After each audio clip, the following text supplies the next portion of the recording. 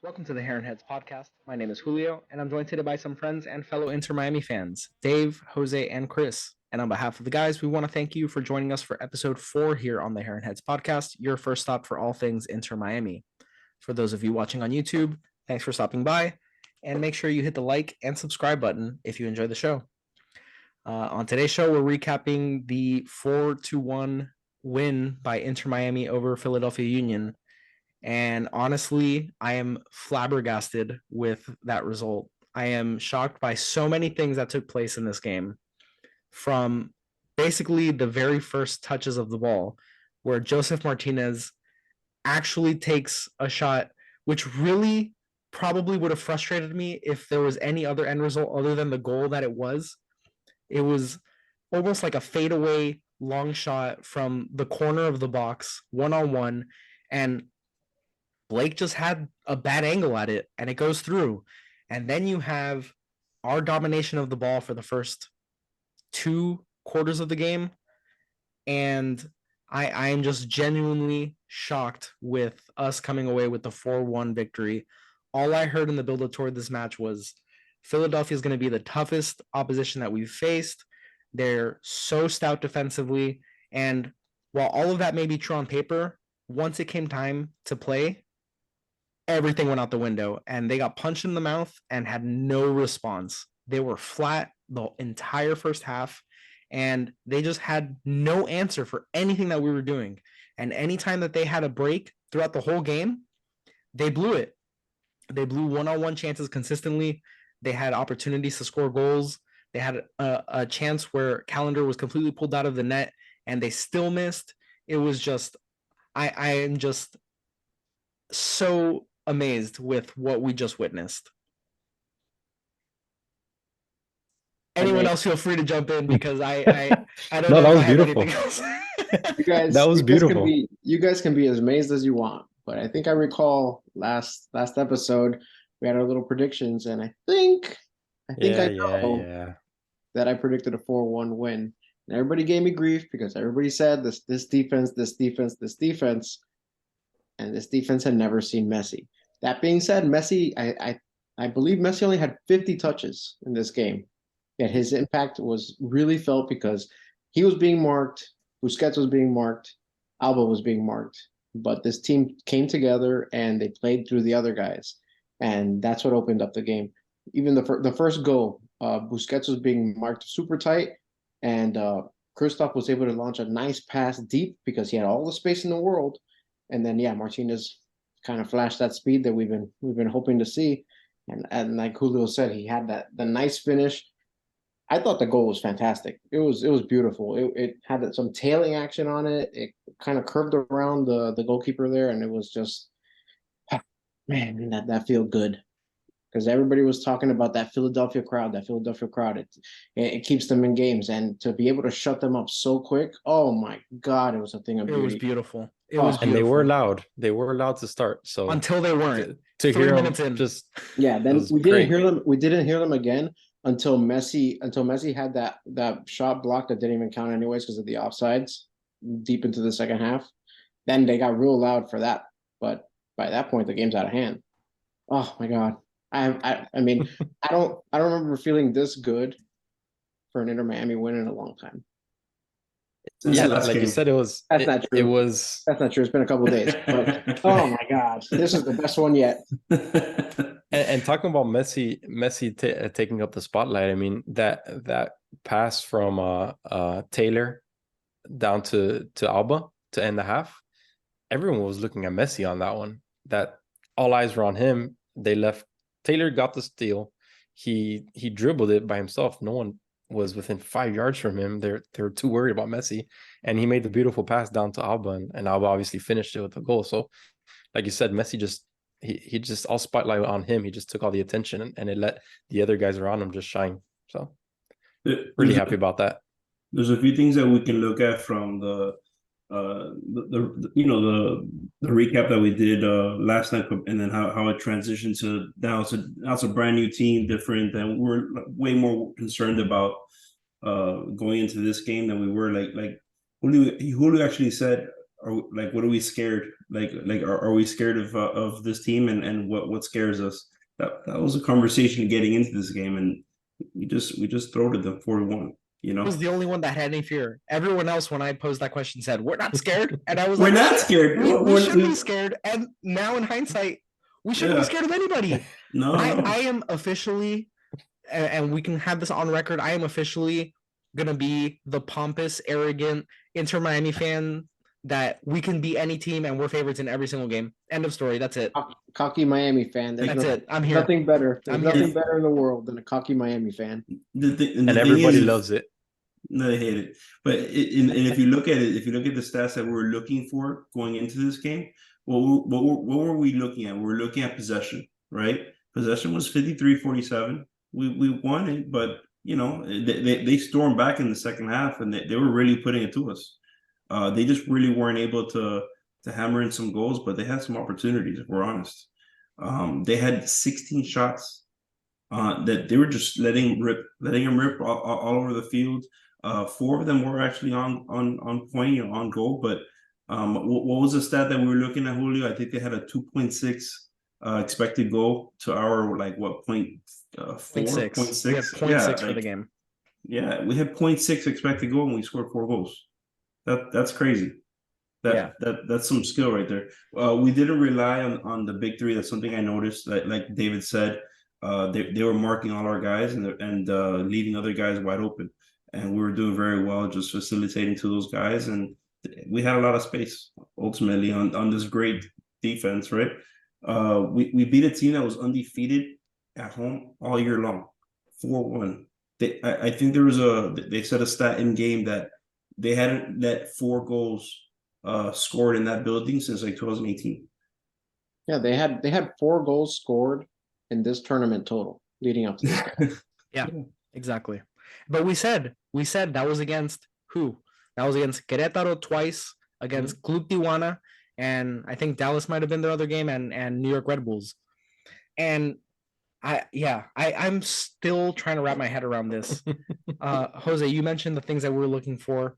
53% possession for the game, but really the first half we had 59%, and then we were up 3-0 at halftime. So of course we're gonna play on the back and let them have a little bit more possession, and so we don't allow too many counters. We had 13 shots to their 6. We had let's see here. There were 15 fouls that they fouled us, they committed on us. And like you said, the big three didn't have a big game, but the beauty of it is that they are such centers of gravity that they pull everybody, whether it's attention or they physically pull people out of position, that it opens up the space. And now you're seeing this Inter Miami team, you're seeing the others, you're seeing them find these spaces and actually do something with it. We had goals from Joseph Martinez. We had goals from David Ruiz. We had goals from Messi and Alba, but those were all byproducts of other players finding them in open space and finding acres of space to run into and to make plays into. It's beautiful. Like we're the unstoppable force. And what did I say that what was one of my quote unquote fears for the game was I was worried on how the defensive back end was going to hold up with the press. What press? They pressed for the first 10 minutes of the game. And then they completely fell off that press. And yeah, they started pressing again in the second half. But Julio even said it last game that Christoph had made some nice passes. And I was still worried about it going into this one. I think they tried. I think they tried to press. Christoph's assist was just like he had miles around him. Yeah, they tried to press early and they backed off that strategy real quick. Which is crazy. I don't know if it was that they were scared of the 3 Barcelona guys or if they were tired from pressing, but I don't know. I don't know what happened. Could it have to do with the formation that they started the game with? Because they started with a different formation and then they changed it. They played this formation before, though. This is not a new formation for them. It's not their typical formation, but they do have experience with this formation. And I think some of it has to do with the health of their players. I'm not going to blame it on the health of their players, but that might be why another reason why they didn't go 2 strikers, because they don't look. Carranza didn't play at all. Mm-hmm. Well, so one thing I noticed about that Julio mentioned, the 15 fouls, which is actually something that Chris had mentioned in the something to look at into this game, that they do foul a lot. And I almost like I said to you guys during the game, I was like, man, it almost feels like when Jordan was playing, that how the Pistons used to like make Jordan rules, and how they just would say, okay, well, he's way more talented than us, right? Messi's way more talented, Alba's way more talented. Busquets, if we leave him unguarded, like this guy's gonna rip our team to shreds. I'm gonna get in them. I'm gonna foul them. I'm not gonna let them. I'm not gonna let them be comfortable. And that's they definitely were doing that. They definitely were doing that. It wasn't something um where they weren't like holding off on fouling Messi or any of these guys, which is something that we've already been seeing a lot from these MLS teams. Honestly, on these guys, they're playing super physical on Messi, on Sergio.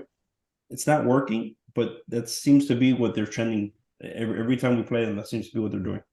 I know Twelman was complaining that these guys were playing too off of the other players and being too much on Messi and them. And I'm laughing to myself thinking, well, what do you want? Do you want them to play off of Messi and them? I know you're supposed to play within your system, but you're kind of damned if you do, damned if you don't. It's a catch-22 on these guys. Like, what are they supposed to do?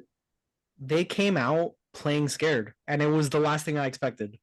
I felt that they were going to come out backing themselves. All this talk of all the coup and all like Philadelphia's going to dominate this, and The Roosters, let the best Roosters defense. get loose. And Twelman again on the commentary brought up Philadelphia since 2020, most points in the MLS, most goals scored, fewest goals allowed since 2020. Why wouldn't you back yourself? And they just played like they honored the greatness that was on the opposite side of the field to their detriment.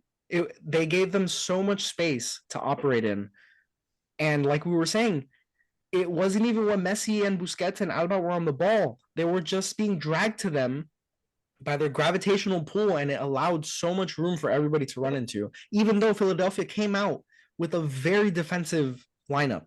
You think it would have made a difference if they would have stayed with the regular lineup? I think if Carranza were playing up top, maybe he finishes some of the chances they had in the first half that wouldn't have allowed it to get as out of hand as it was by halftime.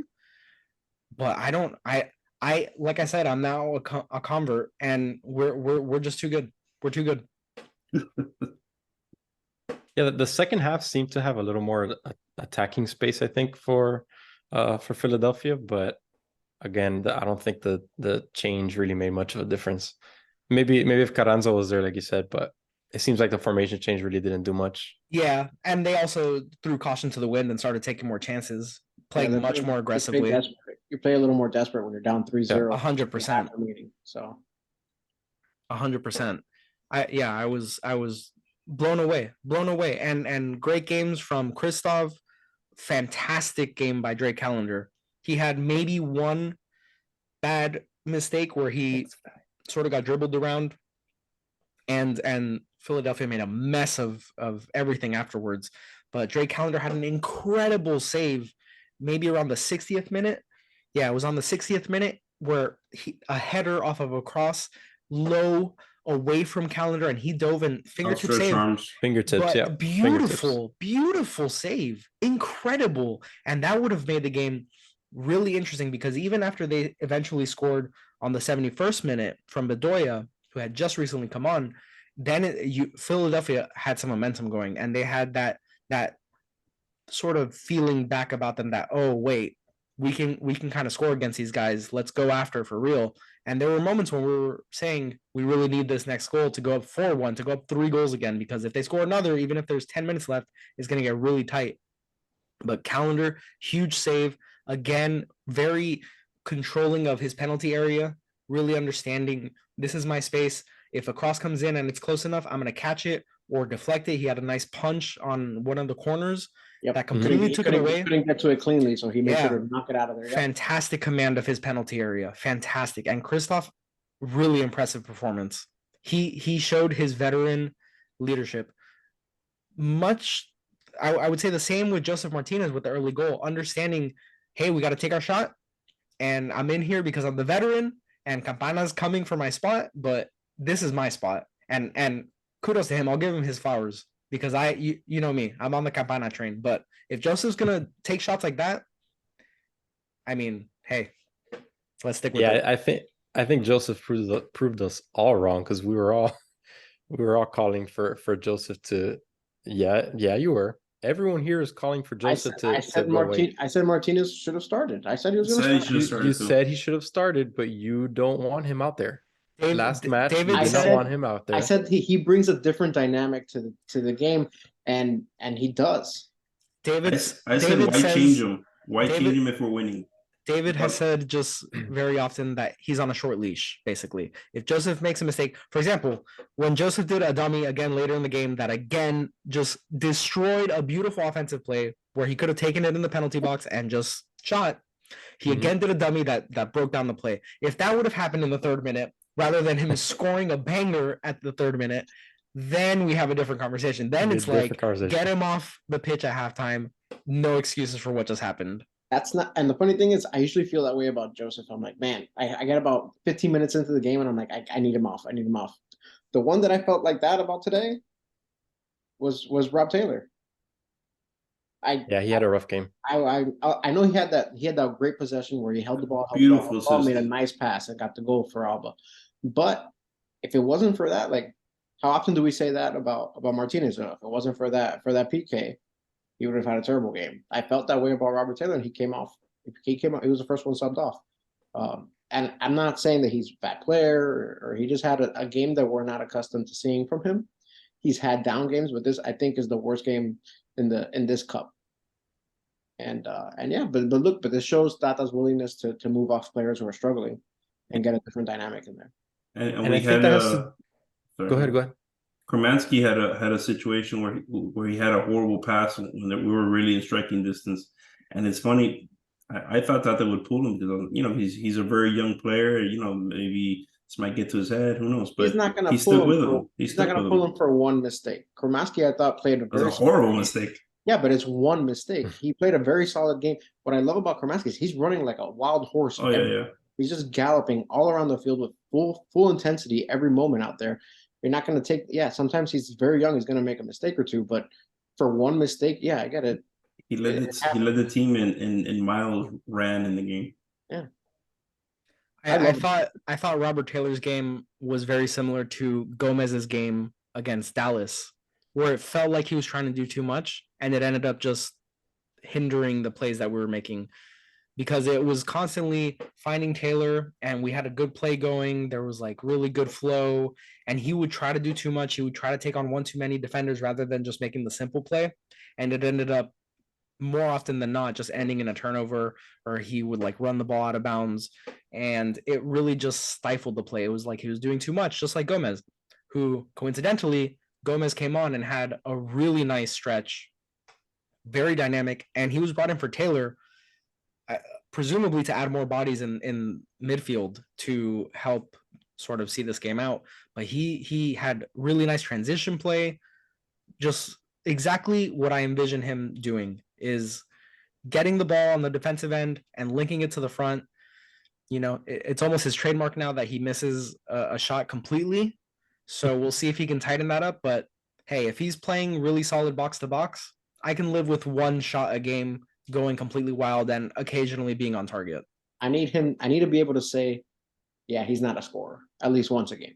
So I'm glad that he gave us that opportunity. It's almost like if he doesn't, did he actually play? Right. I need to notice him on the offensive side for me to be like, okay, he's on. 100%. I thought he was a very intelligent impact sub, and to that end, David Ruiz, incredible substitute. I was texting in the chat, David Ruiz, really smart play. David Ruiz, really smart play. David Ruiz, really smart play. David Ruiz goal. And I couldn't believe it. You had said that left back had a horrible 2 minutes.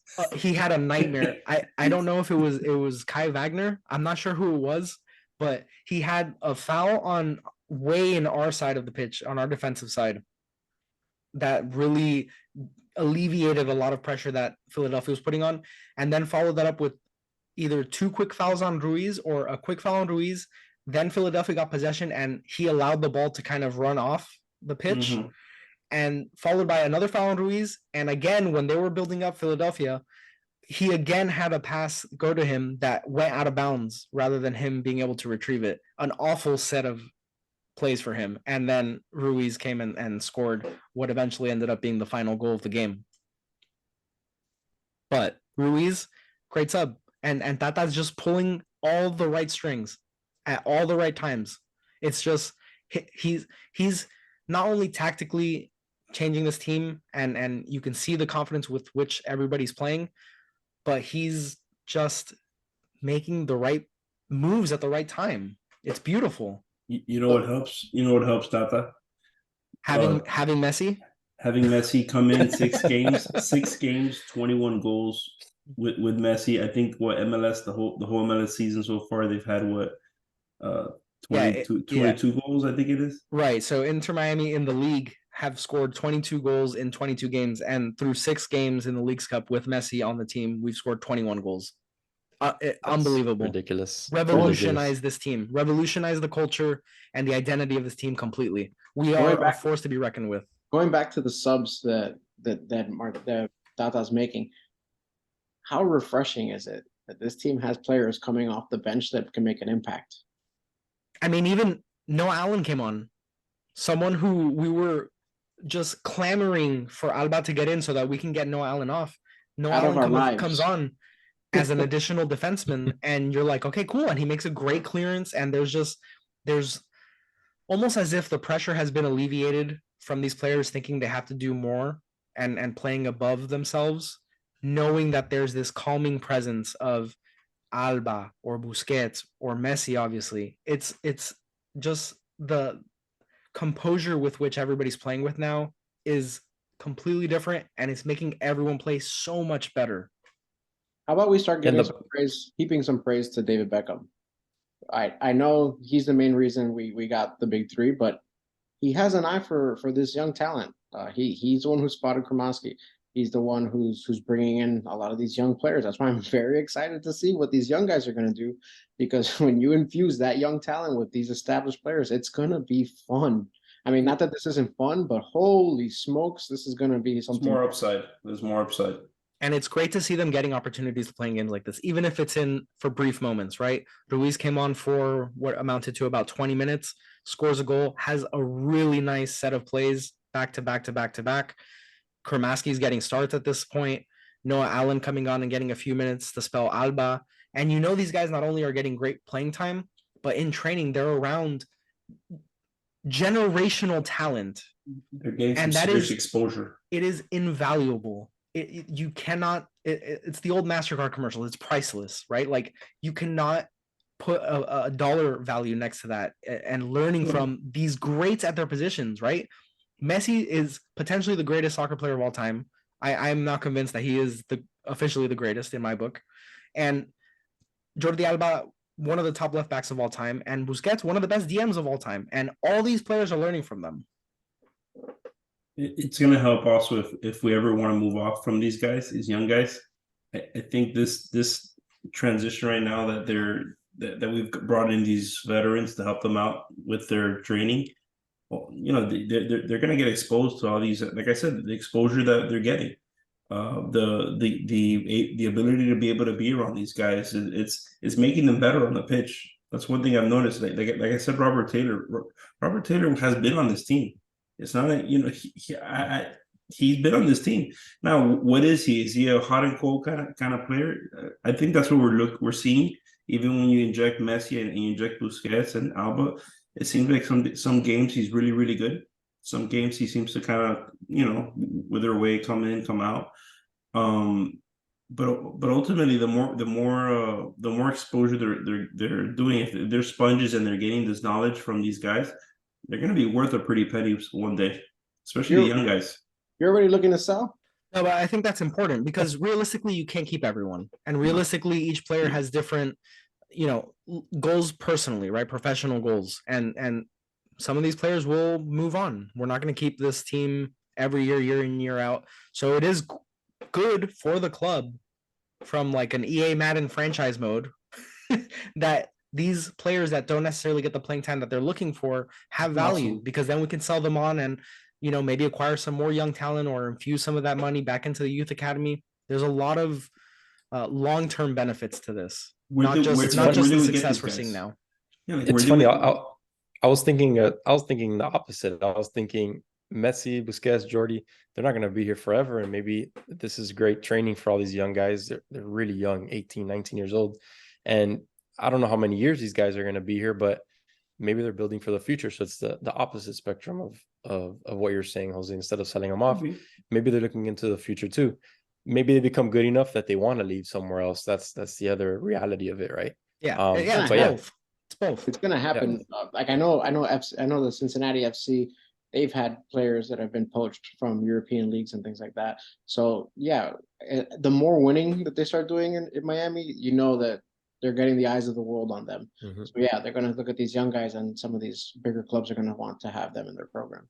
You see what's happening in the Saudi league right now, where they're just buying off all these top talents in Europe. There's a lot of money that's sitting there in Europe that eventually, if God forbid we start getting some homegrown talent, just getting them up and running, and all of a sudden Chelsea wants to buy Kramaski, God forbid, 100 million. I think that's part of what Beckham, when he brought the team to Miami and he wanted to build the academy, part of it. So right now our team is mostly of international origin. Kramaski's not. Ruiz is not. I'm sorry. Ruiz. I think Ruiz is local, right? I'm pretty sure he's a local kid. He's Miami. And Allen, I think, as well. So we're trying to build up this local talent pool, and that'll help both the club and that'll help the country when it comes to talking about U.S. men's team. So we'll see if this template works, and I wonder if some of these other MLS teams are going to try to bring in a big player to kind of do the same thing, because they were talking about it on the broadcast as well. Miami's showing the blueprint. You can just bring in a couple of really, really good players. Granted, good luck getting another Messi, but bring in a few talented players who are not at the end of the ropes, and see you can make a couple smart buys of some young players, and look at the turnaround that you can make in a relatively small short period of time. Again, all of that with the caveat you're not going to have Messi, so it won't be as drastic, but it is very possible. And he's patient. He hasn't shown too much frustration. I think there was a game that he looked super frustrated. Can't remember right now. And but it comes with the territory. Having all these 18, 19, 20-year-olds all around you, they're going to make mistakes. Yeah, just to clarify, David Ruiz is Honduran, but we do have Noah Allen, Kramaski, Robbie Robinson is a young American. There's lots of young Americans in the system in the youth academy that has had a lot of investment in. So I do think long term the benefits of having these world-class players, these generational players, is going to be felt, and it's going to have repercussions throughout the club, not just on the pitch. But yeah, the game that we witnessed tonight completely blew me away. We are without a doubt favorites in the final. Doesn't matter if it's Nashville or Monterrey. Would be great for Monterrey to win so that we can play down in South Florida. And but we'll see how that game ends up. And looking ahead after that, I mean, we have US Open Cup next week. But for the MLS season, Jose, we were saying they have to win 10 out of 14, and I was questioning it. We're going to win 14 out of 14. Maybe 4 goals each game. Unless there's this game showed that there's no, I don't think there's a weak spot right now. If they play like they played tonight, and even the last game, there is no weak spot right now. If originally I thought the defense might be a weak spot, but man, they played so great today. I don't even see that weak spot anymore. It's gone. We have one weak spot. It's if there's a team that has turf on their field, Messi doesn't want to play on that. Allegedly. So that could be a weak spot. We'll find out. We'll find out. Yeah. I'm blown away by this team. I don't know why I'm surprised, but I am just blown away. Honestly, I fear no one. I fear no one anymore. It might be Chelsea right now. That's why I see it. What? Why are you the way that Just want to pick on you too, you Chelsea fans. Jabbing at you too. Anyways, regarding Inter Miami, yeah, we'll see who they face in the Leagues Cup final, which will be on Saturday. Do I have that right, gentlemen? Anybody know? Yes. Okay, so I the haven't looked Leagues Cup ahead, to final tell you will the be truth. on Saturday against either Nashville or Monterrey, and we'll release a preview ahead of that match once we know who the opponent will be, and we're able to do some due diligence on them. And we'll catch you guys next time. But thank you for tuning in, and we hope to see you guys soon.